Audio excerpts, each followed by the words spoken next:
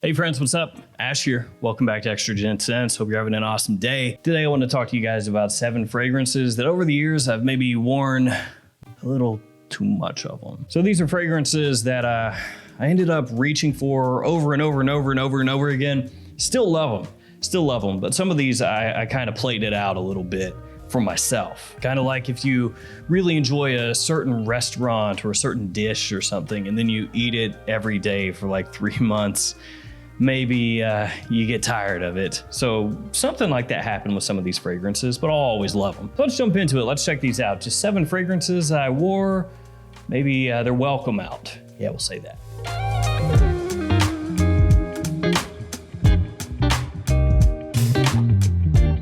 Guys, I'm gonna give you one code today, jomoshop.com, Gents8, save yourself $8 off any order, over $110. Big time discounter, lots of fragrances on there. So if you shop there, use that code, save yourself a couple bucks. Let's start off with the most obvious one, the most obvious of the obvious, at least for me anyway. It's Acqua di Gio. It's a big bottle. Also got a little one. So big, little. I've gone through more bottles of Acqua di Gio than I care to admit, because this fragrance was basically my signature scent. I've talked about this a bunch of times, but when I was younger, I wore this stuff like it was going out of style. And I kind of helped it go out of style because I was one of the douchebags wearing it every single day. But I couldn't help it, okay? It's not my fault. Every single person that came up to me at the time was like, what are you wearing? Was that creepy for you? It was creepy for me. So yeah, Acqua di Gio, I wore a lot of it. And I was buying it at full retail back when I wasn't making a whole lot of money, working at the local mall, going when I ran out of my bottle to the local Belk and picking myself up another bottle. So yeah, Acqua di Gio, I wore it out. It's seen a big resurgence here lately. I mean, it never went away. It's the best-selling men's fragrance of all time, but it's seen a big resurgence in the sense of having yearly flankers become a thing. So there were flankers before. You had special editions, like you had the Acqua di Gio Blue Edition, which I have, and you had a couple other ones. And then you had Essenza, which was discontinued. But then with Profumo, everything really kicked off, and now it's every year a new Acqua di Gio. For better or for worse. For me personally, it's for better because I get stuff like Acqua di Gio Profondo, which I can wear again because it's got that Acqua di Gio DNA. It hits me with that nostalgia, but then it switches it up enough to make it interesting to me again. So Acqua di Gio, I will always love this fragrance, but I absolutely crushed this. I wore it way too much. Next fragrance is from Dolce & Gabbana, and it's one that it's been crapped on a lot. Yeah, people crap on this one. They hated on it when it came out. I think it still gets a decent amount of hate, but I've always liked it. It's Intenso. So Intenso, I guess, wasn't intense enough for a lot of people. They said it was weak, it was boring, it was this, it was that, but I always liked it. As an office fragrance, this was one of my go-tos for a long time. It was like my go-to dumb reach office fragrance for quite a while. So if I didn't know what to put on, I was running late or something, I would just grab this, spray it on, and go. And it worked really well. It's very classy, very gentlemanly without smelling overly mature and dated. It has a similarity to the original Dolce & Gabbana's Pour Homme, but I think this smells better. So Intenso was one of those ones where it came out and I thought to myself, wow, this is really good for this situation that I'm gonna use it in. I love it for that. And then everybody else was just like, nah, it's trash. And if you like it, you're trash. So Intenso, I wore this so much. I dig that, a lavender forward fragrance, so simple to use, very classy and easy wear. Okay, next one, Tom Ford Tobacco Oud. I've told this story before, but Tobacco Oud, my wife hated Tobacco Oud when I got this in originally. I actually got a sample first, a couple of them. I got those little, I don't know if they do them anymore, but those little like 4 milliliter, look like a tiny little jar that Tom Ford SAs will give to you if you buy a fragrance at like Nordstrom or someplace like that, at a Tom Ford counter. So I got a couple of those of Tobacco Oud, and I thought it was awesome. Thought it was so good. I put them into a little decant bottle, like a 10 mil decant, and I would spray it on and just think, man, I smell like $1 million right now. And yeah, my wife despised it. She legitimately told me, like, never spray that on if I'm in the house. If I'm anywhere near that, you're not allowed to spray that on. That's how much she hated it. She like actively went out of her way to make sure that I knew that I smelled terrible. But that's powerful. If you can lay down an expert troll just by spraying a little bit of this, I did that a couple times. So this has tobacco and oud, of course. It also has whiskey, so it has this nice sweetness, and I think it's very well done, expertly done, you might say. Divisive, sure, but I think it's fantastic. One of the best fragrances Tom Ford's ever done for me. Eventually, though, she came around. I wore it enough that it wore her down, and eventually she came to like it. Was it Stockholm Syndrome? I don't know, but I'm not gonna question it. So Tobacco Oud, this one I ran through the whole decant, bought the bottle, kept on spraying and praying. Eventually she came around and I still love it. After that one, Green Irish Tweed. I mean, obvious, right? Kind of like Acqua de Jo, real obvious. Green Irish Tweed has always been a love of mine. Ever since I got a little sample years and years ago, I thought this was one of the best things I'd ever smelled. I know a lot of people don't, like some people will think it's a little bit dated, but I think this is a great, classy, versatile, super versatile green fragrance that is perfect for springtime. Like during the spring, there's not a situation you could find for me where this won't work.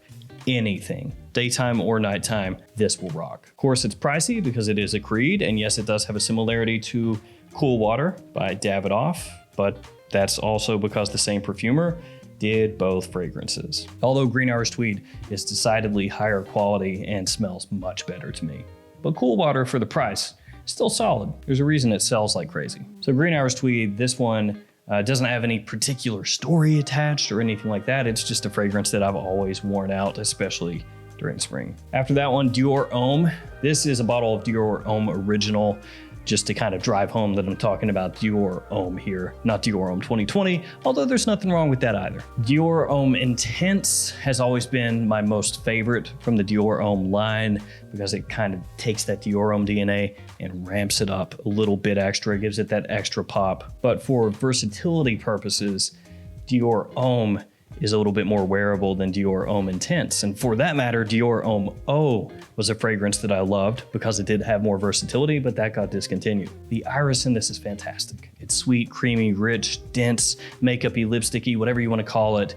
It's so good. The Dior Homme DNA is one of my favorite designer fragrance DNAs of all time. This is absolutely killer. So ever since I fell in love with this, it's one of those ones that any excuse I can get to reach for it, I do. Now a little bit of an oddball, a little bit of a fragrance kind of standing out along the edges against these other ones. Valentino Uomo Acqua. Now this is probably of the original Valentino Uomo run before it got to the Born in Roma fragrances. This is probably the one that was overlooked the most, the one that people didn't go for as much. People seem to really go for Valentino Uomo Intense, which makes sense. It's awesome. And the original Valentino Uomo, which is really, really good too. Valentino Uomo Acqua did things a bit differently. So this one has a tomato leaf note, which you don't see all that often, especially in designer fragrances. And it gives it a really different flair. It gives it this great scent profile where it's a little green, a little watery, very fresh, but classy at the same time. One thing that this does maybe get knocked on a little bit is for having performance that's subpar. It's not really that great, especially compared to Uomo Intense or the original Uomo. But I think it actually works to this fragrance's advantage because with how this comes across, if it was really strong, I probably wouldn't like it as much. I love the way this sits on my skin. It performs just right for this type of fragrance. Like I said, it's classy, but fresh, really well done, very easy to wear, and different from most anything else out there, which I really appreciate. So this is one that I have worn extensively over the years since it came out. Kind of like one of my little under the radar scents that I like to reach for. Last one, Memo African Leather. Now I've worn this fragrance so much over the years that somehow the cap has become loose. So check it out. It just barely even sits on there anymore. So yeah, you definitely can't be picking this up by the cap, as you can see there. Wasn't always like that. When I first got it, it was a snug fit, but over the years, like taking the cap off and putting it back on and using the fragrance, it just loosened up, I guess, for lack of any other better way to describe it. This is one of those fragrances that I sampled first, fell in love with, ran through the sample, bought a bottle. I know sometimes people don't like to do sampling because they like the excitement of a blind buy.